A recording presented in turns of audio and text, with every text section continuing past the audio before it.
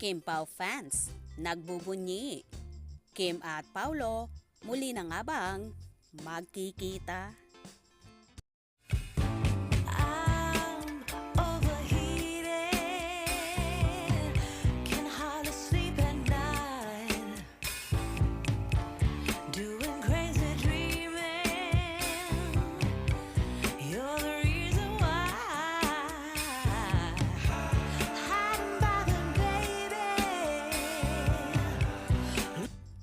Sa wakas ay magaling na pareho ang mga kapamilya stars at bida sa seryeng Linlang the teleserye version na sina Kim Chiu at Paulo Avellino.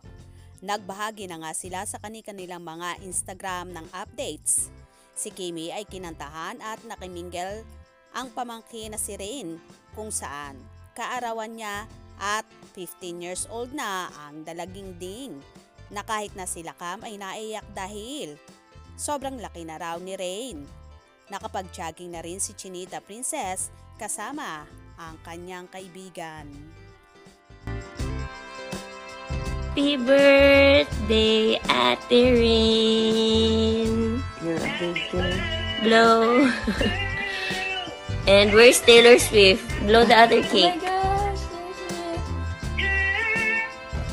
Yay! There's Taylor Swift. Yan lang yung nakayanan namin, Rin. Taylor Swift on the budget. We have Taylor Swift at home. Dalaga na siya. 16 na. 15? Wala, umiiyak nga siya. Wala! Naiiyak siya. Happy birthday to you. Birthday. Happy birthday. Birthday, girls.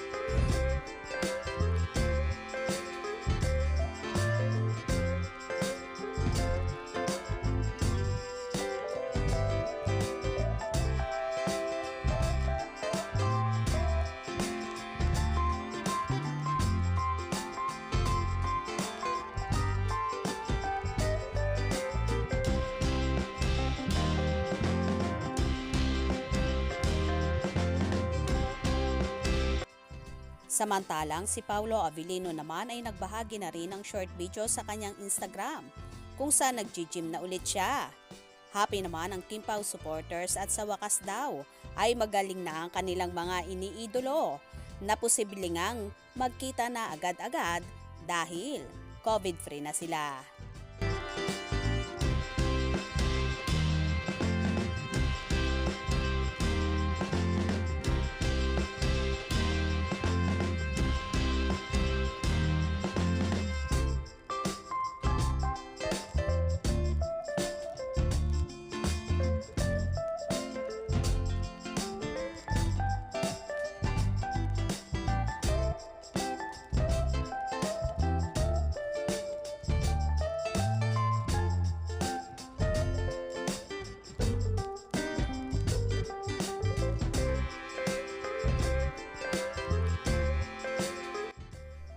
Si Chinita Princess ay present na rin sa afternoon show na It's Showtime kanina kung saan winelcome siya ng kanyang mga co-host at tila ba namiss nila si Kimi at ng madlang people. Welcome back! Welcome back! I love black. I'm black. Welcome back! Welcome back! I love black. I'm black. Hi, salamat! At nakahinga na rin ng maluwag ang Kim Pao supporters dahil one of these days ay magkakasama na muli sina Kim at Paulo sa taping ng What's Wrong with Secretary Kim. Kaya naman so excited ng lahat sa magiging paayuda ng Kim Pao, kaya abangan natin yan. Kaya naman tumutok at wag na wag pahuhuli sa mga maiinit na kaganapan. Anong inyong magiging reaction sa bidyong ito? Comment below.